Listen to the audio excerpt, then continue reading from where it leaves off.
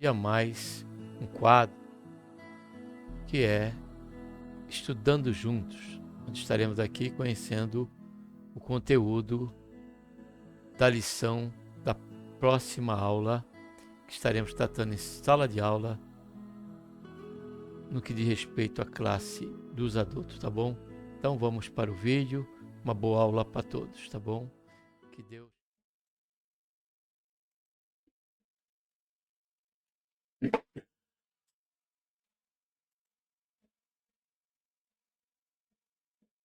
Gostaria de estar saudando a todos, meus amados e queridos irmãos, amigos e ouvintes da Palavra de Deus, com a gloriosa paz do Senhor Jesus.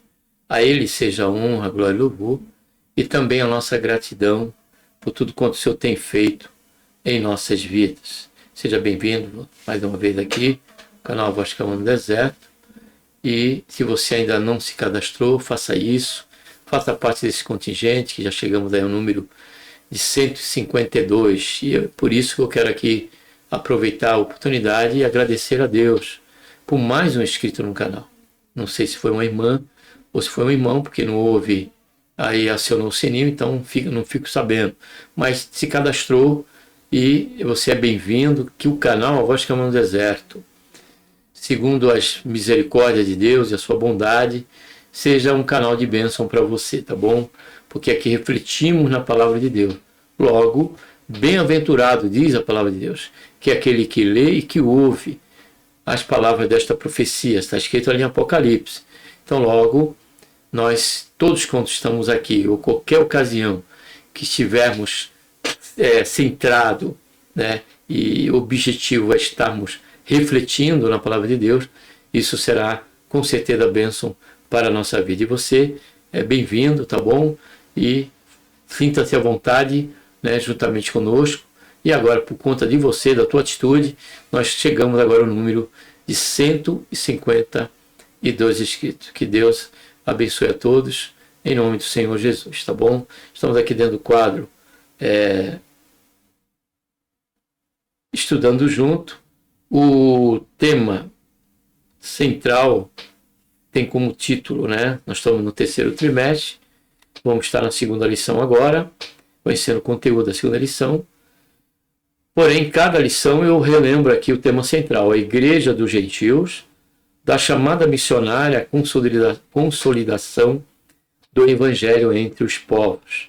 E a lição que vamos estar agora conhecendo o conteúdo, a lição número 2, que tem como título A Porta da Fé se abre entre os gentios.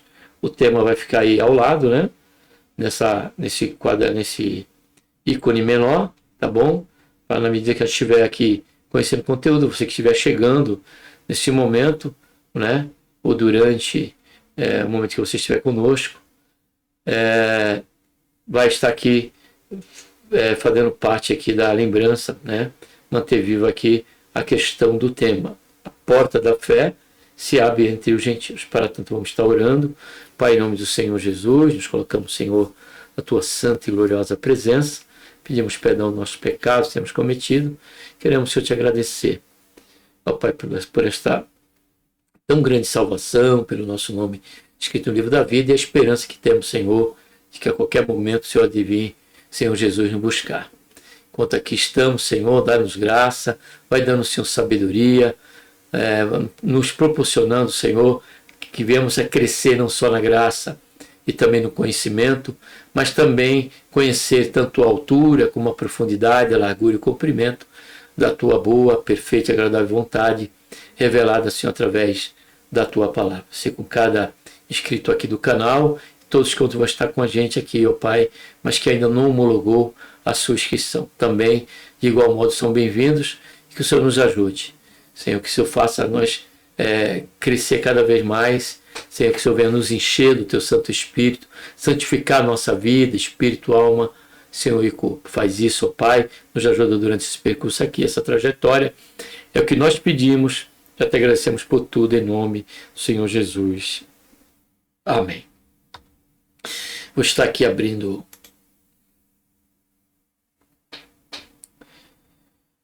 Então, PowerPoint, tá bom? Deixa eu só melhorar aqui. Tá aí, né? Texto áureo. Porque o Senhor assim nos mandou. Eu te pus para a luz dos gentios, para que sejas de salvação até os confins da terra. Esse alvo, esse objetivo, o Senhor iniciou desde do povo, do seu povo, o povo de Israel, que tinha como alvo de Deus e objetivo eles fossem, né, como por um bom período de tempo, e quando estavam no centro da vontade de Deus, eles se tornaram esse alvo. Eles eram a luz ali dos gentios, né, para deixar claro, né, a questão de conhecer o único Deus e Senhor, que é o único Deus, aquele que a Bíblia no Antigo Testamento chama do Deus Altíssimo.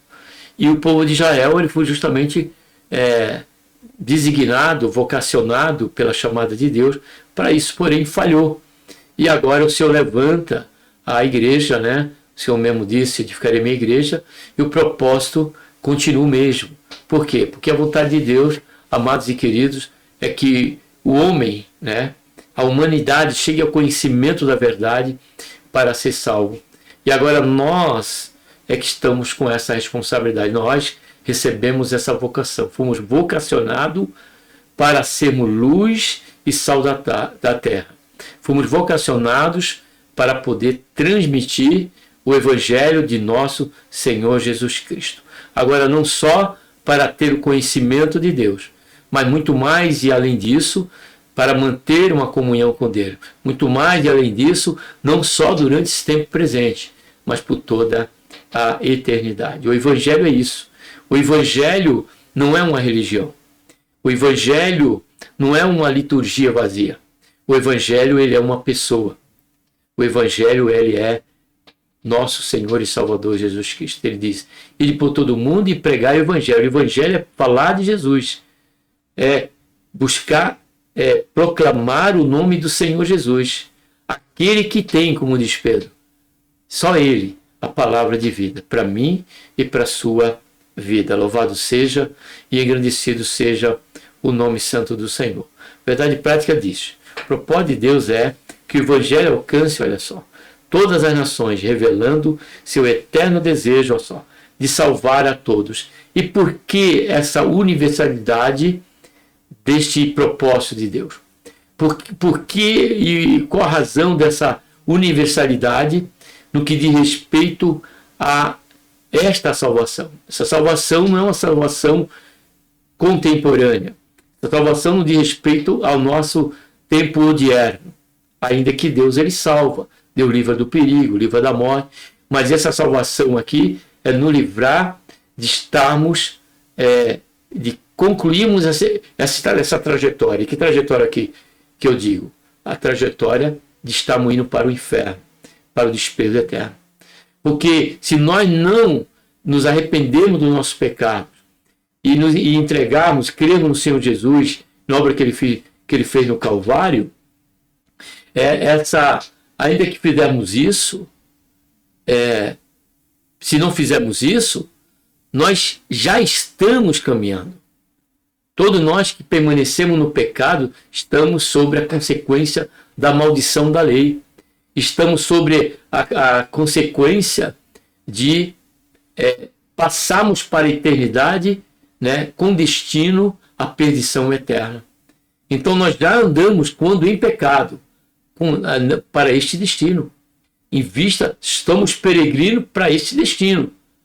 Porém, o Evangelho é justamente para tirar nós desta rota. Nossa rota está para cá. O Senhor quer que nós nos arrependemos, que significa metanoia no grego, que é darmos meia volta. 180 graus, não é 360. É 180 graus em direção a Deus, em direção à sua vontade, em direção ao seu querer.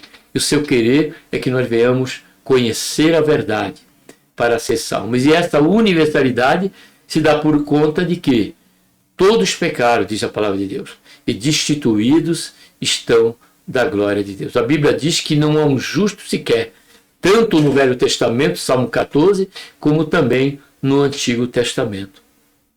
A palavra de ordem é essa. Não há um justo sequer. Logo, todos nós carecemos desta salvação. Todos nós carecemos desta libertação.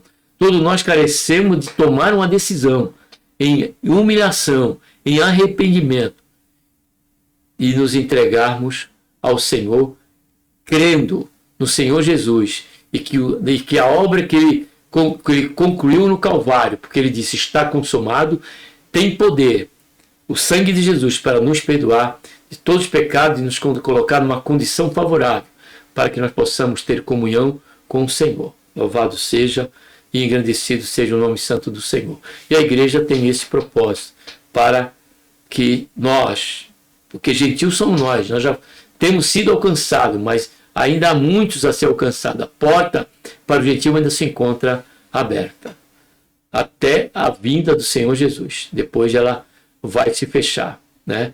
Ainda que vai haver salvação na tribulação.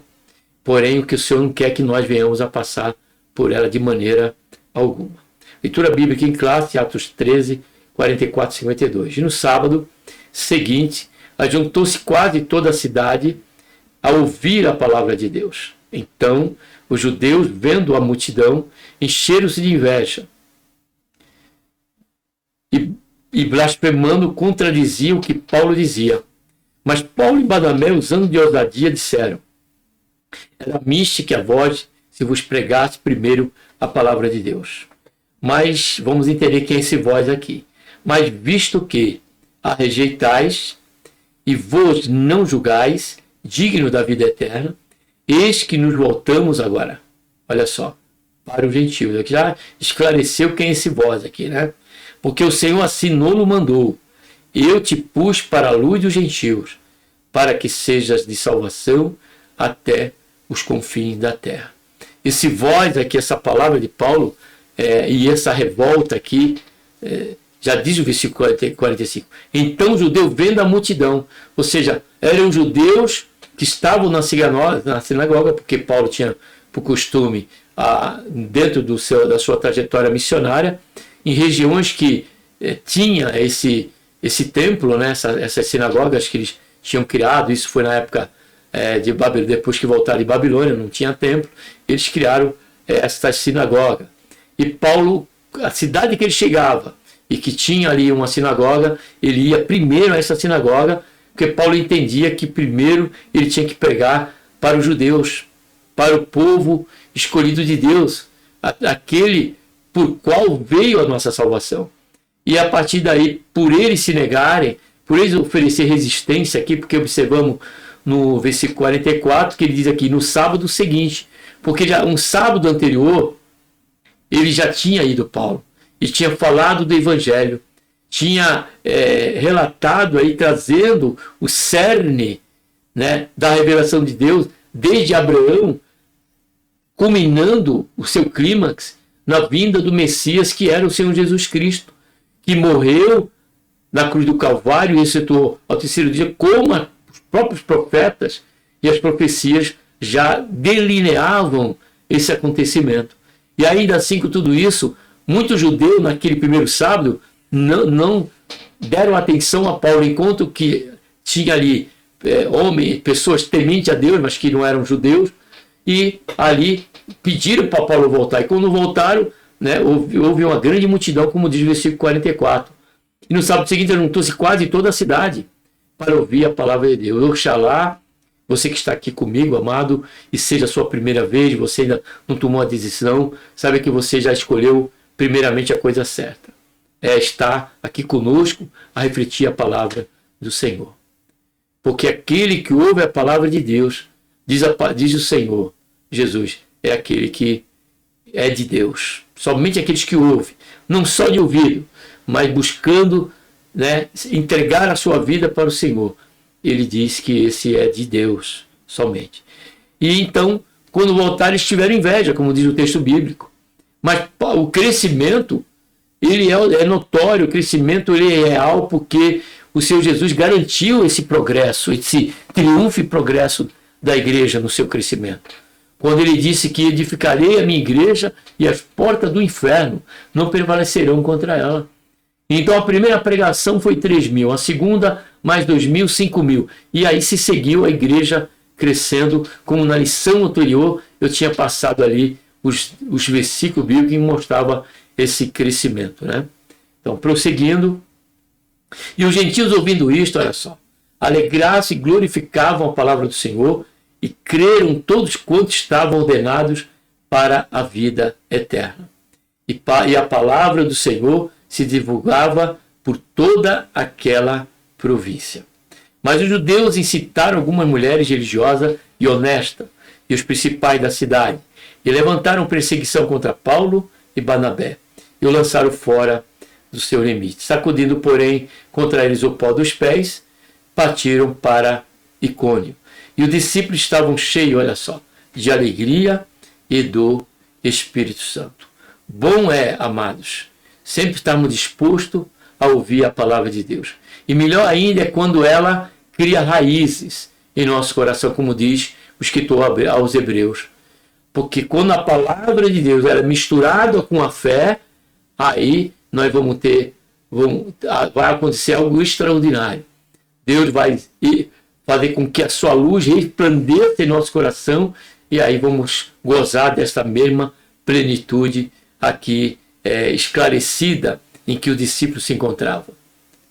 Por quê? Porque a palavra de Deus já não estava só no ouvido dos discípulos, mas faziam parte da sua vida. Eram parte primordial e primária do seu dia a dia em ter a satisfação de estar fazendo a obra de Deus. Introdução. A primeira viagem missionária do apóstolo Paulo está registrada em Atos 13 e também o capítulo 14. Logo, após serem separados pelo Espírito Santo, quem? Paulo e Barnabé, guiados pela direção divina, iniciaram a obra que o Senhor lhes confiara. A jornada durou cerca de 2 anos, entre 46 e 48 depois de Cristo, ou seja, 2 anos, né? Neste período, acompanhados por João Marcos, partiram de Antioquia da Síria, seguiram para Chipre, terra de natal de Barnabé, e avançaram pela Ásia Menor, anunciando o evangelho em Antioquia da Pisídia, Icônio, Listra, Derbe. Toda a missão tinha um alvo claro: alcançar os gentios e revelar o plano de Deus, abraçar todas as nações sob a luz de Cristo. Esse é o assunto que veremos nesta lição. Então, o alvo do evangelho é alcançar todos, como vemos ali na verdade prática. Então, seja o de grande fama, o rico, o que tem honra, alguém que está assumindo, né, um encargo, a exemplo do presidente da República, como o mais vil pecador, como aquele pobre, aquele que mora debaixo de uma ponte, aquele que dorme debaixo de um teto de um comércio, no banco de uma praça. Também o evangelho alcança, para alcançar a todos, indistintamente, porque não há não há um justo sequer, né? Todos pecaram. Deu pane aqui, né? Vamos ver de novo.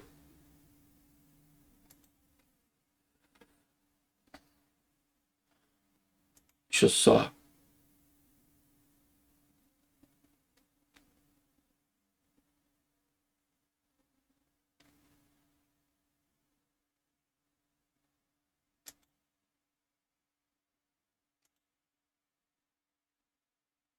Deixa eu ver aqui, espera um pouquinho. O que foi que eu vou ver aqui?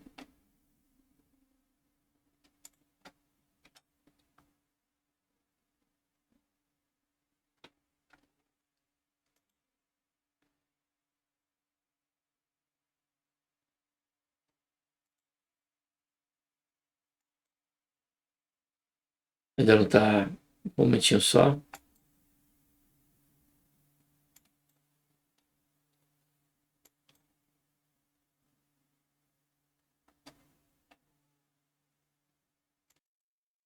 Bom, consegui aqui arrumar, tá bom? Então eu vou pôr aí para vocês. Primeiro ponto, a missão em Chipre. A primeira porta aberta entre o gentil. Primeiro ponto, o envio missionário e o avanço da palavra. Conduzido pelo Espírito Santo, Paulo e Barnabé partiram de Antioquia. Esse é Antioquia, onde era a base, né?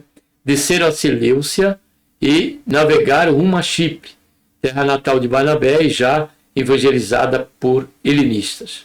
Aportando em Salamina, anunciaram o evangelho nas sinagogas, está vendo? Não era uma só, tinha várias sinagogas naquele lugar ali, Salamina. Cumprindo o princípio missionário revelado por Paulo, primeiro dos judeus e também do grego, como ele mesmo escreve em Romanos, acompanhados por João Marcos, seu cooperador, Colossenses 4:10.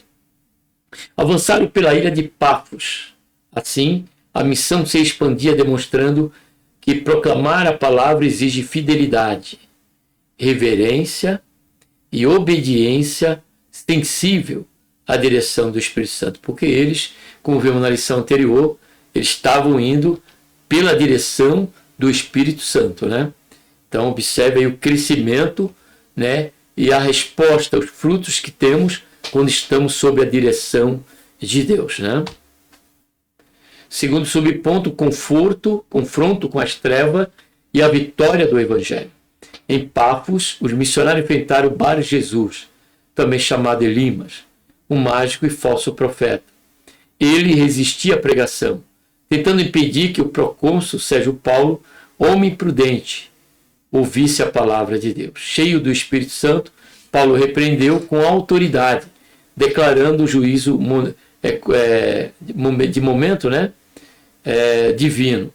A cegueira que o atingiu confirmou o poder do Evangelho e levou Sérgio Paulo a crer, maravilhado com a doutrina do Senhor, onde a luz resplandece, as trevas recuam. É importante percebermos que o Evangelho ele é poder de Deus para a salvação de todo aquele que crê, como também ele é poder para aqueles que resistem.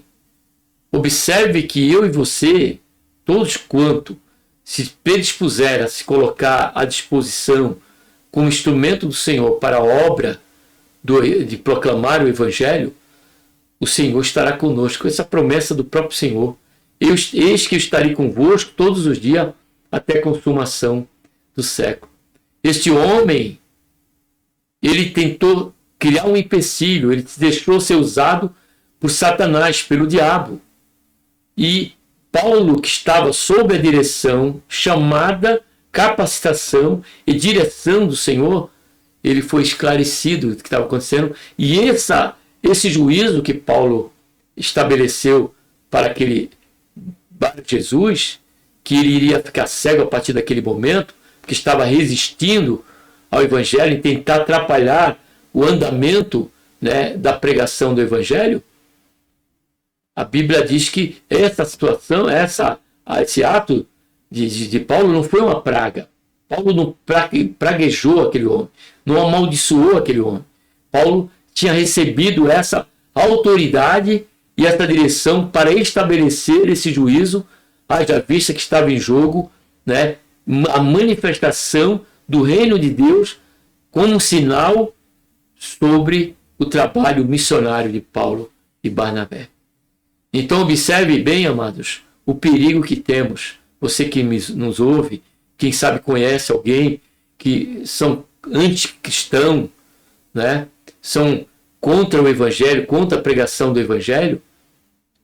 Observe o perigo que essas pessoas podem estar correndo. Em um culto livre, que tentar banalizar um irmão que está pregando na rua, tentar impedir de fazê-lo, está indo contra o próprio Senhor. Essa experiência o próprio apóstolo Paulo teve. Essa própria experiência, o próprio apóstolo Paulo teve.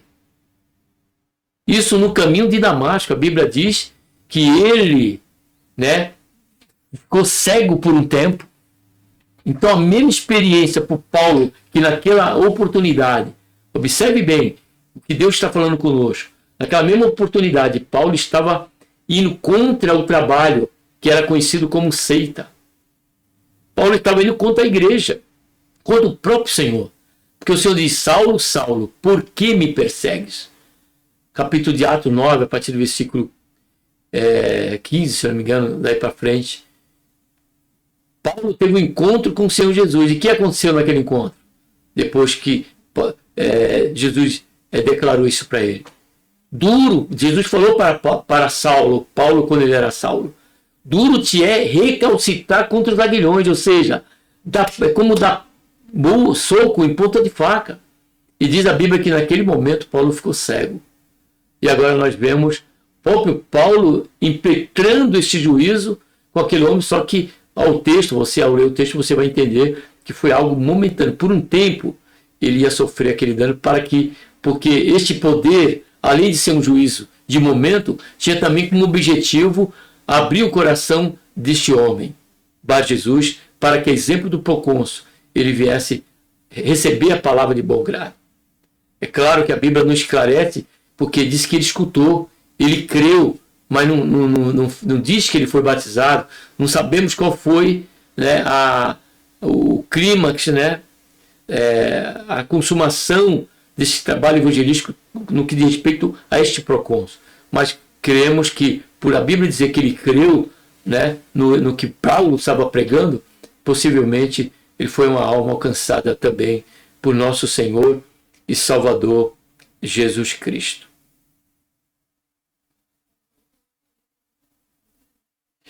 Ele resistia à pregação, tentando impedir que o procônsul, seja o Paulo, homem prudente, ouvisse a palavra de Deus. Cheio do Espírito Santo, Paulo repreendeu com autoridade, declarando o juízo divino. Já lemos tudo, né? A cegueira que atingiu confirmou o poder do Evangelho, e você de Paulo a crer, maravilhado na doutrina do Senhor. Onde a luz resplandece, as trevas com certeza têm que recuar, né? Terceiro subponto: confiando no poder transformador do Evangelho. O encontro em Pafos revela que o Evangelho rompe barreiras sociais e espirituais. Paulo, cheio do Espírito Santo, confronta Elímas e testemunha a conversão de Sérgio Paulo, mostrando que a palavra transforma mente, coração e vida. O Evangelho ilumina o entendimento, renova o interior e produz frutos visíveis. Também confiemos nesse poder, orando por quem resiste e anunciando com fé. A jornada agora avança para a Antioquia da Pisídia. Observe que agora já é outra região. Não é aquela Antioquia, né, ainda que seja na Síria, na Ásia, né, mas era a base ali missionária. Essa é a Antioquia, ali nas regiões de Chipre, né, desses lugares que nós já lemos ali. Paulo estava avançando, né? Avança para a Antioquia da Pisídia, onde a missão alcançara novas proporções. A missão em Antioquia da Pisídia, o Evangelho que ilumina. A exposição apostólica que revela Cristo nas Escrituras. Levantando-se na sinagoga, Paulo dirigiu-se a judeus e gentios temente a Deus e percorre a história de Israel para revelar que tudo aponta para Cristo, através da palavra de Deus. Recorda os juízes e Saul, apresenta Jesus como descendente de Davi, afirma que João preparou o caminho, João Batista, né? E que a cruz cumpriu as profecias, e que a ressurreição foi confirmada por testemunhas e pela Escritura. Então este foi o Evangelho. Paulo pregou o Evangelho na íntegra. Só que ele teve que expor a mensagem desde os primórdios de Abraão, justamente porque o alvo de Paulo era justamente alcançar primeiro judeus, esses que nós vimos que resistiram à palavra de Deus. Proclamar a justificação pela fé e a salvação a quem crê. Seu discurso termina com um apelo solene para que os ouvintes não repitam os erros que rejeitaram o Messias. A repercussão é imediata. Enquanto muitos judeus se retiram, os gentios rogam que Paulo retorne no sábado seguinte, e assim quase toda a cidade se reúne para ouvir a palavra, revelando uma abertura extraordinária ao Evangelho. Observe, amados, que se nós pregarmos o Evangelho na sua integralidade, onde teremos que falar sobre pecado, sobre a questão do inferno, sobre a questão do destino eterno, e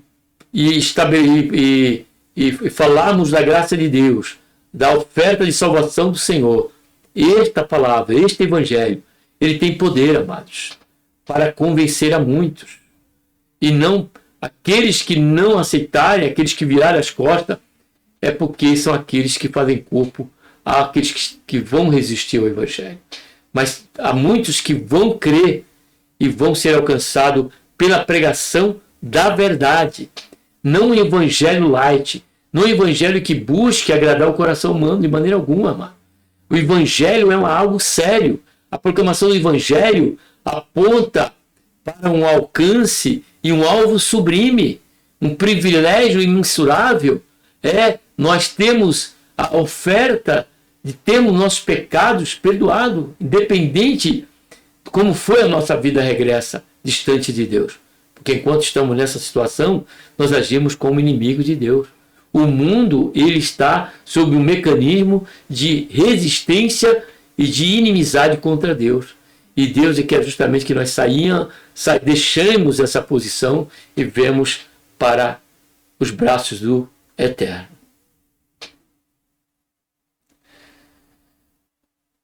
Segundo subponto, a rejeição dos judeus e a tristeza de Paulo diante da incredulidade. Fiel ao princípio de alcançar primeiro judeu e depois gentil, Paulo inicia sua pregação nas sinagogas. Contudo, em Antioquia da Pisídia, a inveja e a resistência dos judeus revelam a dor do apóstolo ao ver seu povo rejeitar o evangelho. Diante dessa recusa, Paulo e Barnabé declaram: era mística a vós, se vos pregasse primeiro a palavra de Deus. Mas visto que a rejeitais, eis que nos voltamos para o gentil. Assim, dentro do propósito soberano de Deus, o evangelho alcança nações. Deus, ele não quer que você, meu amado, venha resistir, ou ninguém venha resistir ao evangelho, mas venha entrar por essa porta, pela qual o Senhor Jesus mesmo se identificou com ela.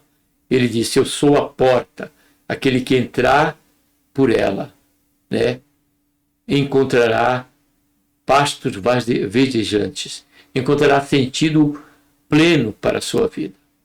Não é um sentido qualquer, é um sentido pleno.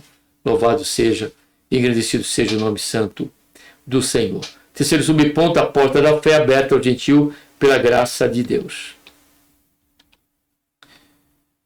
Ao rejeitarem a mensagem, muitos judeus se tornaram indignos da vida eterna, não por um decreto arbitrário, mas pela resistência voluntária ao evangelho.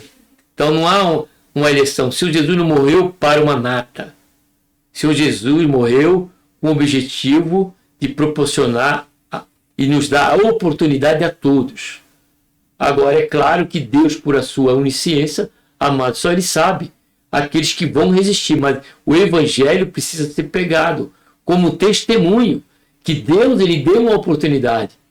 Observe, pode ter certeza, pela palavra de Deus, amados, que todos indistintamente vão ter oportunidade, com as devidas exceções daqueles que não possam compreender, daqueles que possam ter um problema de mente, de mentalidade, na questão da sua razão, mas aqueles que têm razão, são racionais, todos estes, amados, de uma maneira ou de outra, têm o testemunho, primeiro, pela revelação da natureza, pela revelação geral, que é a criação de Deus, que tanto as coisas visíveis e invisíveis se tornam um testemunho indesculpável de que há um Deus, que existe um Deus.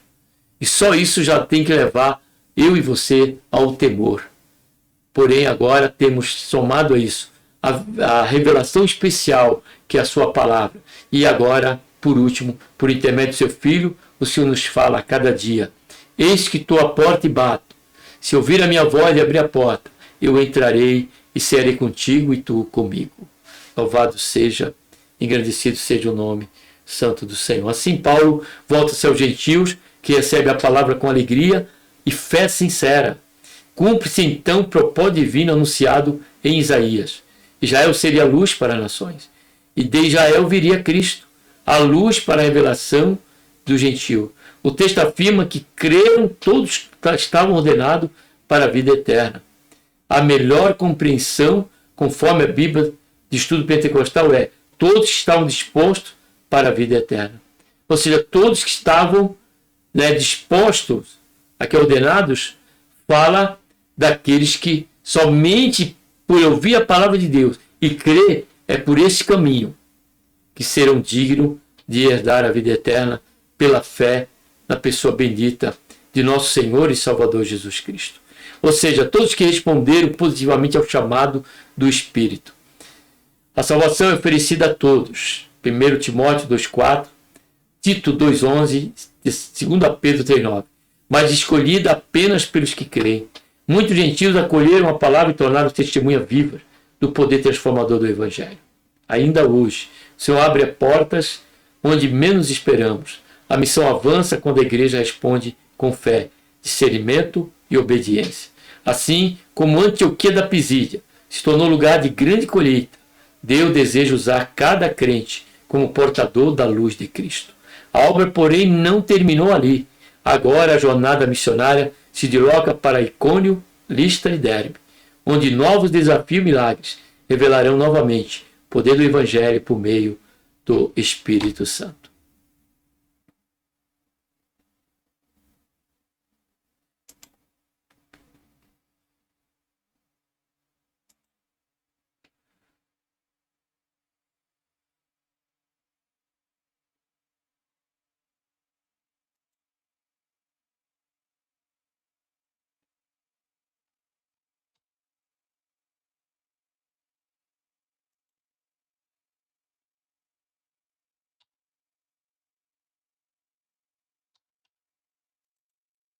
Deu mais outro probleminha, mas vamos prosseguir. Louvado seja, engrandecido seja o nome santo do Senhor. A missão em Icônio, Listra e Derbe, a fé que persevera. Icônio, o testemunho ousado que enfrenta a oposição. Em Icônio, Paulo e Barnabé entraram na sinagoga e anunciaram o evangelho com tal convicção que muitos judeus e gregos agora nessa região creram. O Senhor confirmava a palavra com sinais e prodígios. Observe que nesta cidade, já aqueles judeus que estavam ali já foram mais receptivos do que os que foram se manifestaram ali em Antioquia da Pisídia. Aqui estes já creram juntamente com os gentios, com os gregos. O Senhor confirmava a palavra com sinais e prodígios, dando testemunho da graça que operava por meio deles. Entretanto, a cidade dividiu-se e uma conspiração surgiu para apedrejá-lo. Obediente à direção do Espírito, o missionário retiraram-se para Listra, não por medo, mas por prudência, preservando-se para continuar a missão. Onde a palavra frutifica, a oposição também se levanta. Mas o avanço do Evangelho não pode ser detido, e a razão disso nós já falamos. Segundo subponto Listra, milagres, confusão religiosa e com sofrimento por Cristo. Em Listra, Paulo cura um homem aleijado de nascimento, o que leva a multidão confundida a tentar adorá-los como deuses. Paulo e Barnabé rejeitam a idolatria e anunciam o Deus vivo, Criador de todas as coisas. Porém, os judeus vindos de Antioquia e Icônio incitam o povo contra eles.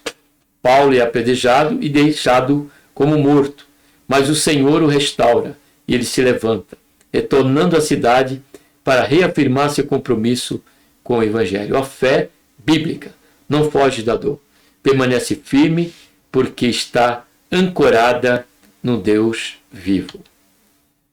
E por último aqui, Derbe, fruto que brotam da perseverança. Em Derbe, o Evangelho encontra terreno fértil. Então, amados, jamais podemos desistir de estarmos anunciando a vontade de Deus, a palavra de Deus. Vai haver oposição, vai haver levante, vai haver aqueles que não vão aceitar, vão resistir até mesmo, além de não aceitar, ainda vão tentar se opor contra o Evangelho. Porém, sigamos o exemplo dos missionários Paulo e Barnabé. Eles prosseguiram e, na medida dessa preservar a mensagem e o propósito de seguir cumprindo a vontade de Deus, que era a chama missionária, o chamado que eles tinham, o fruto ele continuou acontecendo como o Senhor Jesus garantiu, Em Derbe, o evangelho encontra terreno fértil, muitos se convertem, novos discípulos são formados. Porque o propósito da igreja não é só alcançar os salvos que o Senhor vai salvar. Nós somos só um instrumento. Mas temos também que tornar esses salvos discípulos do Senhor Jesus, para juntar a essa milícia para proclamar o evangelho. Muitos se convertem, novos discípulos são formados, mesmo após perseguições e sofrimento. Paulo e Barnabé continuam a pregar, edificam uma comunidade forte na fé.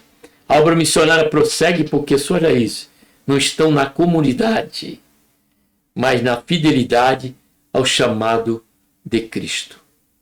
E a pergunta que não quer se calar: como está o nosso ministério? Ministério em que servimos ao Senhor Jesus. Qual é a essência e o maior volume de trabalho?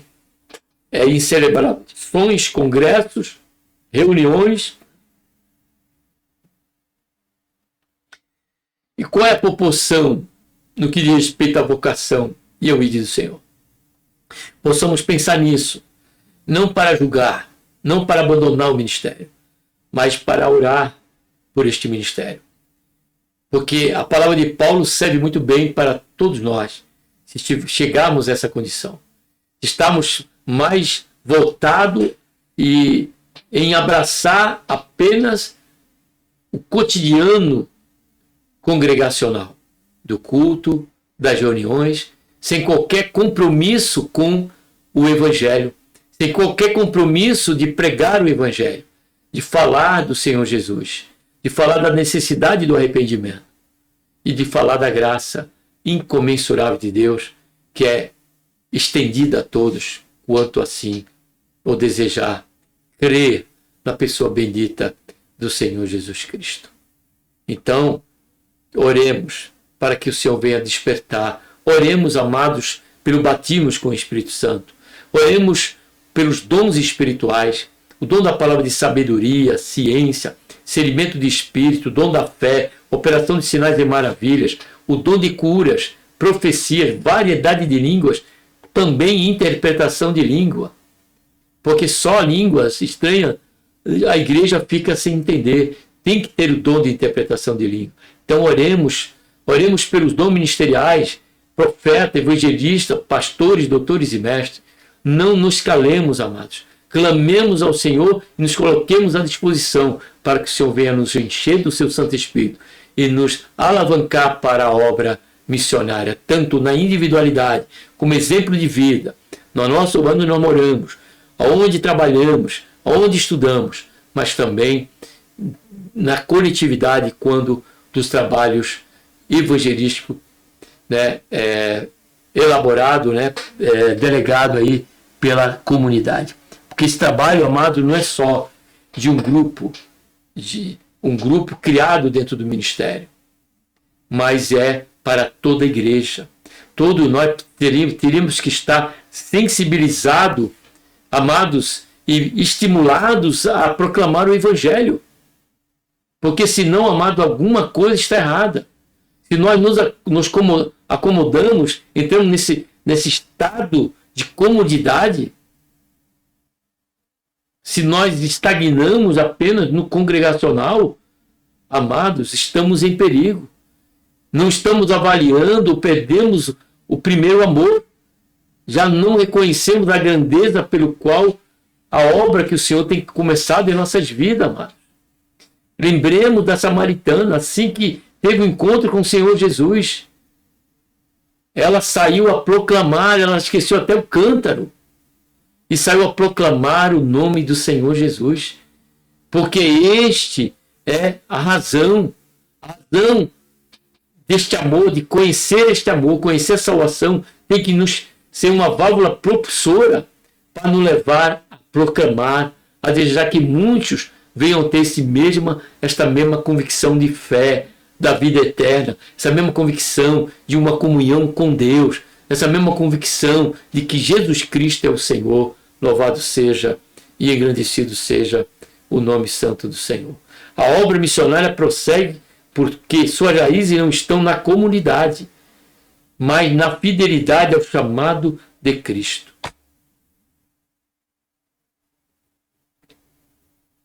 Concluindo, ao encerrar esse ciclo missionário, os apóstolos retornam às cidades onde haviam sofrido, fortalecendo os discípulos, estabelecendo presbitérios.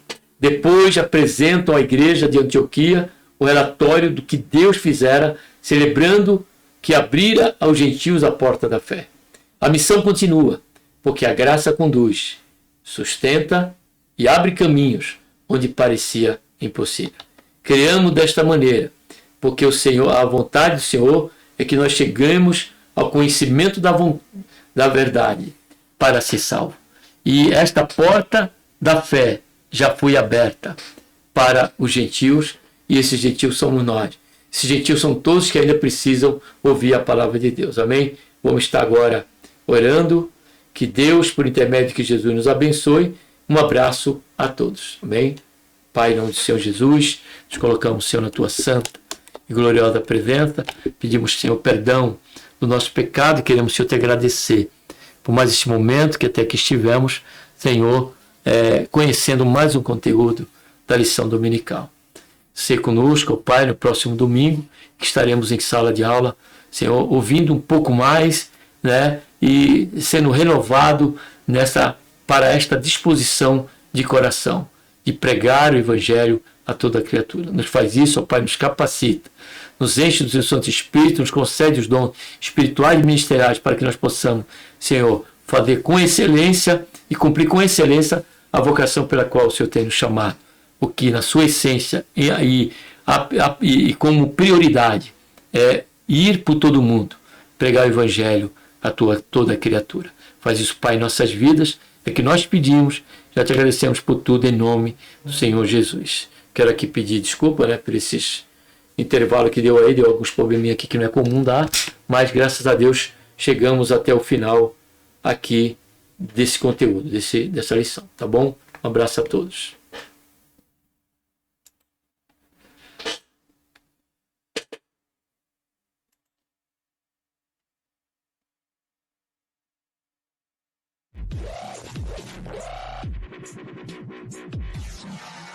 Essas sempre estão acima daquelas que fazem parte do nosso dia a dia.